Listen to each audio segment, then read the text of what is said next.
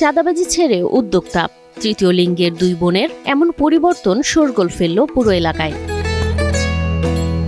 নির্দিষ্ট দোকানে মালামাল তুলে ব্যবসা শুরু করেছেন এই দুই বোন। অবহেলা থেকে সম্মান অর্জন করে এখন খুশি তারা। এখন এই দোকান পাওয়ার পরে আমার চিন্তা ভাবনা পাল্টে গেছে বলতে এখন আমি একটা উচ্চ আশা করছি যে আমি এই দোকানের মধ্য দিয়ে ভবিষ্যতে আরো বড় ধরনের কিছু ব্যবসা দাঁড় করাতে পারবো। এখন আর রাস্তায় তাদের হাত পাততে হবে না, এই চিন্তা করেই আনন্দিত তৃতীয় লিঙ্গের দুই বোন। তারা ব্যবসা করে এখন জনগণের সহায়তা করতে চান। আমরা এখন এই দোকানের মাধ্যমে জনগণের সহযোগিতা করতে চাই।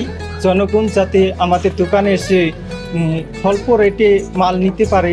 উপহাস, অবহেলা আর অমানবিক দৃষ্টির বোঝা টেনে চলা এক জীবন, কিন্তু সেই জীবন এখন বদলে গেছে নতুন আশায়, নতুন পথে। আমার ভবিষ্যৎ পরিকল্পনা যে আমি একটা ছোট ব্যবসায়ী থেকে বড় ব্যবসায়ী, পাইকারি সেলার হতে চাই।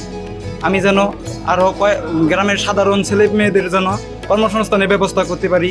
আমি চাই যে আমি একটা মেয়েদের নিয়ে বেশি একটা আগাইতে চাই।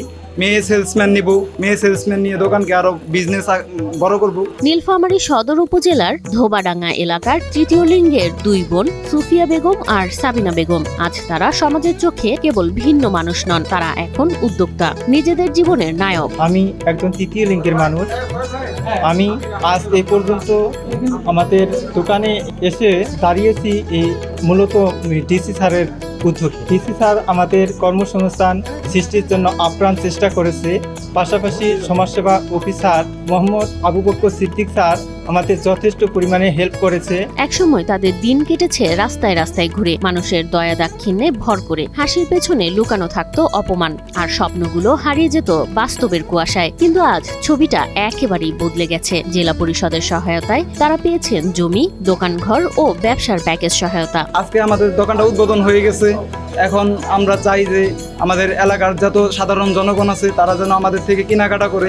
ভবানীগঞ্জ বাজারে উদ্বোধন হওয়া এ দোকান এখন তাদের নতুন জীবনের প্রতীক। দোকানের প্রথম ক্রেতা ছিলেন নীলফামারী জেলা প্রশাসক মোহাম্মদ নাইরুজ্জামান। তিনি শুধু একটি পণ্যই কেনেননি, বরং সমাজের প্রান্তিক মানুষের হাতে তুলে দিয়েছেন সম্মান ও মর্যাদা। ওদের কর্মসংস্থান না থাকার কারণে কেউ কেউ বিপথে চলে যায়, অসামাজিক কাজে লিপ্ত হয় অনেক সময়। সেটা তো আমরা ওদেরকে মোটিভেট করতে সমর্থ হয়েছি এবং তাদেরকে আমরা বিভিন্ন জনকে সেলাই মেশিন দিয়েছি। তারপরও মেয়েটি চেষ্টা করেছিল যে চাকরি করার জন্য এবং পড়াশোনা করছে।